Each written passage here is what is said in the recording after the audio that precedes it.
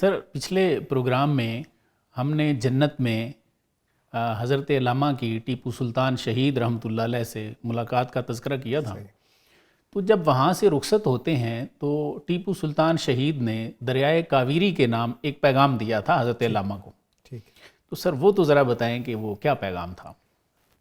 اصل میں پروفیسر صاحب ادھر جانے سے پہلے جیسے ہم ڈسکس کرتے ہیں اس چیز کو کہ ایکچولی یہاں پہ مختلف چیزوں کو ذکر کیا گیا ہے، جیسے دریائے کاویری ہے، اس سے مراد وہ باشندگان ہیں جو دکن کے رہنے والے ہیں. بالکل ٹھیک، بالکل ٹھیک. اس چیز کو کانٹیکس میں رکھتے ہوئے کیونکہ حضرت سلطان جو ہے یہ وہاں پہ ہی حیدرآباد دکن میں تھے اور وہاں پہ ہی ان کی شہادت بھی ہوتی ہے اور دریا بھی وہی ہے.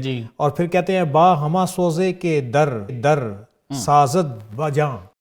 ہاں جی سر، با ہما سوزے کے در سازد بجاں فرماتے ہیں ٹیپو سلطان کے اسی سوز کے ساتھ جو جان کو اچھا لگتا ہے. سر یک دو حرف از ما بقدیری رساں. فرماتے ہیں کہ ایک دو باتیں ہماری طرف سے دریائے کاویری کے لیے لیتے جاؤ. کاویری کے لیے در جہاں تو زندہ رود او زندہ رود. فرماتے ہیں اقبال تجھے بھی زندہ رود کہتے ہیں، وہ بھی زندہ رود ہے، تیرا فیض بھی عام ہے اور اس کا فیض بھی جاری ہے. خوش ترک آید سرود اندر سرود. ہاں، کیا ہی اچھا ہوگا کہ سرود کے اندر سرود ہو، گانے کے اندر گانا ہو.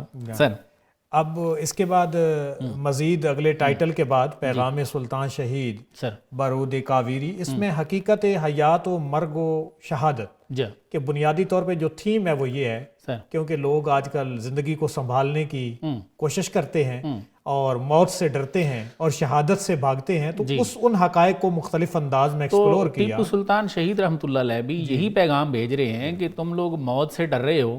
میں نے تو شہادت کی خلعت یہاں سے پہنی. جی، ایک تو موت کی جو آنا ہے اس کی انڈسپینسبلٹی ہے اس کو بتا رہے ہیں، اور دوسرا یہ بتا رہے ہیں کہ موت کی حقیقت کیا ہے. Sir please. تو کہتے ہیں کہ رود کاویری یکے نرمک خراں. فرماتے ہیں اے رود کاویری، اے دریائے کاویری آہستہ چل. خستائی شاید کہ از سیر دوام. شاید تم سیر دوام سے تھک چکے ہو. در کوہستان عمر ہا نالیدائی. پہاڑوں میں ایک زمانے سے چل رہے ہو، رہ رہے ہو. راہ خود را با مجا کاویدائی. اور اپنی مشگاں سے تم نے راستے بنائے ہیں. سر اے مرا خوشتر ز جیحون و فرات. اور دریائے جیحون اور فرات سے زیادہ مجھے تم اچھے لگتے ہو. اے دکن را آب تو آب حیات. اور دکن کے لیے تیرا پانی تو آب حیات ہے. شہرے کے در آغوش تو بود. فرماتے ہیں کیا وہ خوب شہر تھا جو تیرے پہلو میں آباد تھا. حسن نوشی جلوہ از نوش تو بود. اور وہاں کے جو خوبصورت لوگ تھے تو فرماتے ہیں کہ وہ اسی وجہ سے تھے کہ تیرا پانی پیتے تھے. تیرا پانی. سر کوہنا گردی دی شباب تو ہما. فرماتے ہیں اگرچہ تو بوڑھا ہو گیا ہے لیکن تیرا شباب ویسا ہی ہے. پیچو تابو رنگو آب تو ہما. تیرے پیچو تاب، تیرا رنگ، سارا کچھ وہی ہے.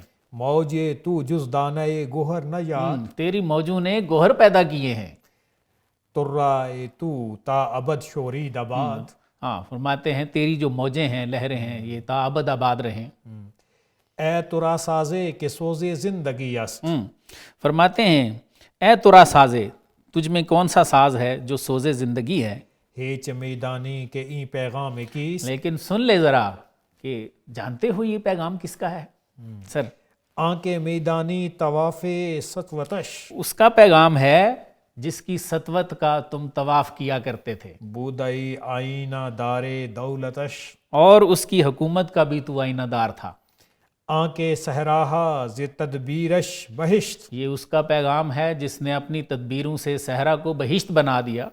آنکے نقش خود بخون خود نوشت. جس نے اپنا نقش اپنے خون سے لکھا. آنکے خاکش مرجع صد آرزو. جس کی خاک جو ہے وہ سینکڑوں آرزوؤں کا مرجع ہے. مرجع کہتے ہیں رجوع کرنے کی جگہ، یعنی جس کی مزار پہ، جس کی خاک پہ سینکڑوں لوگ جمع ہوتے ہیں. اضطراب موج تو از خون اوست. فرماتے ہیں تیری موجوں میں جو اضطراب ہے یہ بھی اس کی خون کی وجہ سے ہے. آنکے گفتارش ہما کردار بود. اس کا پیغام ہے جس کی گفتار سراپا کردار تھی. مشرق اندر خواب او بیدار بود. فرماتے ہیں یہ اس کا پیغام ہے، یعنی سلطان ٹیپو کا، کہ جب پورا مشرق سویا ہوا تھا تو وہ اکیلا بیدار تھا۔ تو اس سے یہ پتہ چلا پروفیسر صاحب سر کہ سلطان جو ہے یہ اہل دکن کی طرف ایک طرف تو ان کی اہمیت کو اجاگر کیا اور ان کے بہتے ہوئے دریا کے ان سے ان کی زندگی کو تحریک کا ایک سبق اس سے دیا۔ بالکل صحیح۔ اور انہیں بتایا کہ جیسے دریا نکل کے اپنے راستے بناتا ہے، تم بھی اگر اٹھو تو تمہارے وہ اثرات بالکل ایسے پورے اس ہند کے اندر جو ہے وہ جائیں گے۔ بالکل اور دوسری بات ہمیں یہ پتہ چلتی ہے کہ اس نے بتایا کہ میری نگاہ نے کیسے تیری اہمیت کو پہچانا، بالکل ایسے، اور یہاں پہ اور اپنی انگریزوں آرزوئیں کا اور جو امیدیں لے کر آئے۔ فرما رہے ہیں نا کہ سارا جو مشرق ہے وہ سو رہا تھا، تو اس سے مراد ہے کہ کسی نے انگریزوں کی وہ جو چالیں تھیں، وہ جو عیاریاں تھیں، ان کو کسی نے بھانپا نہیں ہے۔ بالکل ایسا، سلطان نے بھانپا، اسی لیے سلطان کے مخالف ہو گئے بالکل ایسا۔ اور اس کو گھیرا اور پھر فائنلی ابھی تک وہی اہمیت بتائی ہے، بالکل اس کے بعد آگے پھر گفتگو چلتی ہے۔ جی